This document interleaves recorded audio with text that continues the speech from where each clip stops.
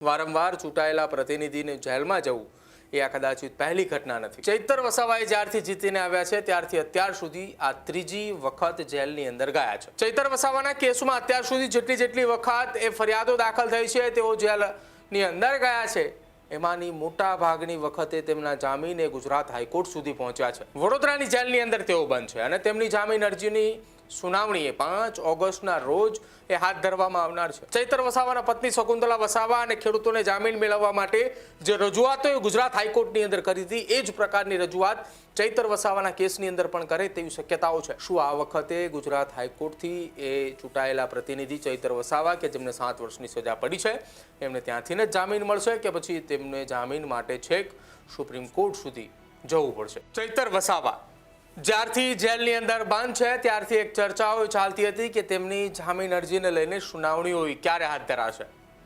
આમ તો એક સંયોગ એ ડેડિયાપાડાના ધારાસભ્ય ચૈતર વસાવાને લઈને છે કે જ્યારે પણ તેઓ જેલમાં જાય છે તેમના જામીન એ છેક ગુજરાત હાઈકોર્ટની અંદરથી મળે છે, કેમ કે નીચલી કોર્ટ તરફથી ચૈતર વસાવાને અત્યાર સુધી લગભગ ક્યારેય જામીન નથી મળ્યા।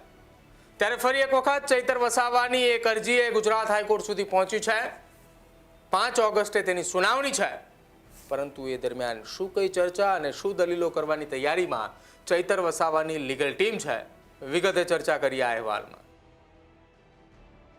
ગુજરાતમાં એક ચૂંટાયેલા પ્રતિનિધિને 7 વર્ષની સજા પડી હોય આ એ કદાચિત પહેલો કિસ્સો છે। ભૂતકાળની અંદર એક ધારાસભ્ય કે જેમને 2 વર્ષ કરતાં વધુ અથવા તો 2 વર્ષની જે સજા પડે છે, જ્યારે ધારાસભ્ય પદ રદ થાય છે તેમાં એક ધારાસભ્યને 2 વર્ષની સજા પડી હતી। જો કે ત્યારબાદ તેઓએ ગુજરાત હાઈકોર્ટની અંદરથી સજા સામે સ્ટે લઈ આવ્યા હતા, પરંતુ હવે ડેડિયાપાડાના ધારાસભ્ય ચૈતર વસાવાને 7 વર્ષની સજા પડે છે। સજા પાછળનું કારણ તો કે ડેડિયાપાડાની અંદર વર્ષ 2023માં વનકર્મી ઉપર હુમલાની ઘટના અને એ ઘટનાની અંદર કથિત રીતે ધારાસભ્ય પર ફાયરિંગના ગંભીર આરોપો પણ લાગ્યા હતા। આ તમામની વચ્ચે જે તેમની સામે કલમો દાખલ કરવામાં આવી હતી, કાવતરું રચવું, ધમકી આપવી, માર મારવાઈ, ષડયંત્ર રચવું અને ત્યારબાદ મંડળી રચીને હુમલો કરવો, આ તમામ એ કલમો અંતર્ગત તેમને 7 વર્ષની સજા આપવામાં આવી હતી। તેમની સાથે અન્ય કેટલાક ખેડૂતો અને તેમના પત્ની કુલ મળીને 9 લોકો આ કેસની અંદર દોષિત હતા અને એ તમામને સજા પણ પડી। તમામ આરોપીઓને 7 વર્ષની સજા આપવામાં આવે છે અને સજાની વચ્ચે અત્યાર સુધી 6 આરોપીઓ જેલ મુક્ત થઈ ચૂક્યા છે, જેમને જામીન મળી ચૂક્યા છે। હવે વાત ડેડિયાપાડાના ધારાસભ્ય ચૈતર વસાવાની।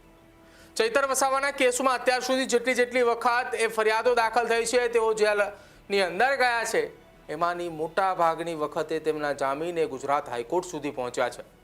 વર્ષ 2023માં જ્યારે વનકર્મી ઉપર હુમલાની ઘટના બની હતી, કેટલાક સમય સુધી તેઓ ફરાર રહ્યા, ત્યારબાદ પોલીસ સમક્ષ હાજર થાય છે। એ કેસની અંદર પણ તેમના જામીન એ ગુજરાત હાઈકોર્ટથી થાય છે।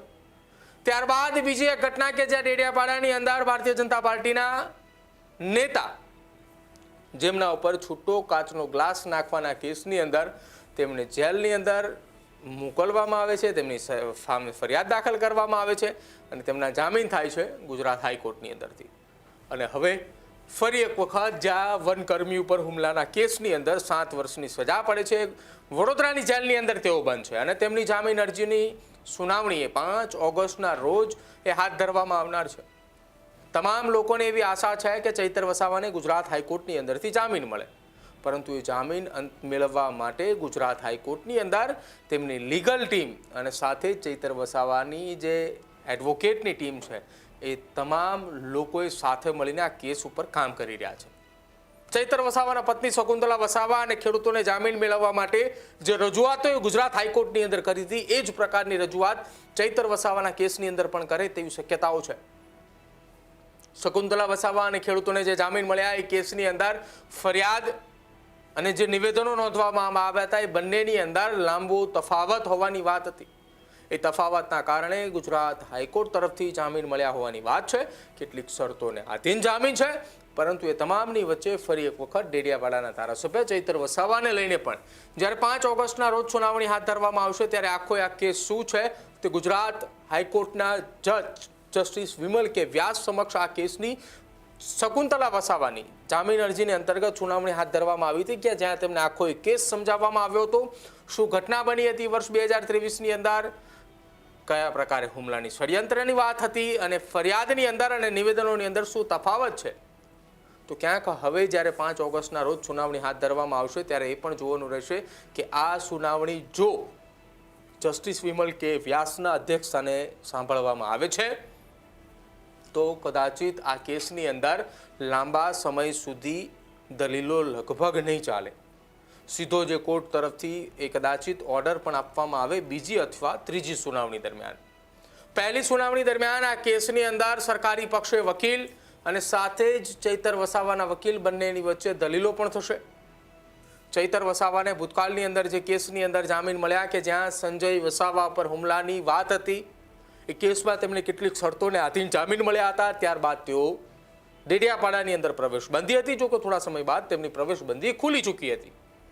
તેમને ડેડિયાપાડામાં પ્રવેશ માટેની મંજૂરી આપવામાં આવી હતી અને હવે ફરી એકવાર તેઓ જેલની અંદર બંધ છે. વારંવાર ચૂંટાયેલા પ્રતિનિધિને જેલમાં જવું એ આ કદાચિત પહેલી ઘટના નથી.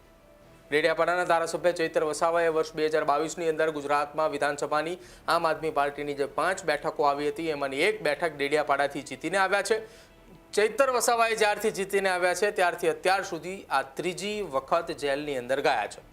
પહેલી વખત વર્ષ 2023માં વનકર્મી ઉપર હુમલાની ઘટનામાં જ્યારે ફરિયાદ દાખલ થઈ ત્યારે, ત્યારબાદ બીજી વખત સંજય વસાવા પર હુમલાની ઘટના બની ત્યારે, અને હવે જ્યારે વનકર્મીના કેસની અંદર 7 વર્ષની સજા પડી છે ત્યારે. પરંતુ આ તમામની વચ્ચે 5 ઓગસ્ટના રોજ જે સુનાવણીઓ હાથ ધરવામાં આવનાર છે એ સુનાવણી અને દલીલોએ ગુજરાત હાઈકોર્ટની અંદર જે પડકારવામાં આવી છે, જે જામીન અરજી મૂકવામાં આવી છે, તેમાં તેમના વિસ્તારના પ્રતિનિધિત્વ તરીકે જે ચૈતર વસાવાએ કરી રહ્યા છે તેમાં લોકોના કામો, આ મુદ્દો પહેલો મૂકવામાં આવશે. સાથે સાથે આ કેસની અંદર જેમ શકુંતલા વસાવાના જામીન તેના સાથે અન્ય ખેડૂતોના જે જામીન મંજૂર થયા એમાં જે દલીલો કરવામાં આવી એ જ પ્રકારની દલીલો પણ આ એ જામીન અરજીની અંદર ક્યાંક કરવામાં આવે તેવી શક્યતાઓ અત્યારે વ્યક્ત કરવામાં આવી રહી છે. હવે એ જોવાનું રહેશે કે જે ચૂંટાયેલા પ્રતિનિધિ ચૈતર વસાવા છે, જેઓએ સતત પોતાના કેસમાં જામીન માટે ગુજરાત હાઈકોર્ટ સુધી આવવું પડે છે, શું આ વખતે ગુજરાત હાઈકોર્ટથી એ ચૂંટાયેલા પ્રતિનિધિ ચૈતર વસાવા કે જેમને 7 વર્ષની સજા પડી છે એમને ત્યાંથી જ જામીન મળશે કે પછી તેમને જામીન માટે છેક સુપ્રીમ કોર્ટ સુધી જવું પડશે?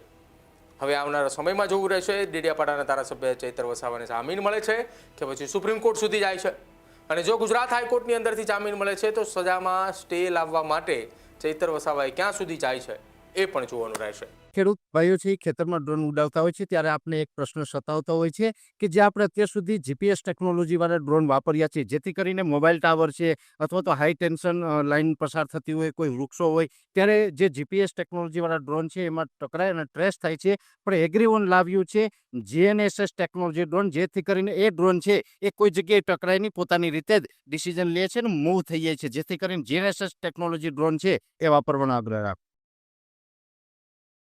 આ જ પ્રકારની તમામ અપડેટ જોવા માટે ન્યૂઝરૂમ ગુજરાતને લાઇક, શેર અને સબસ્ક્રાઇબ કરવાનું ભૂલતા નહીં.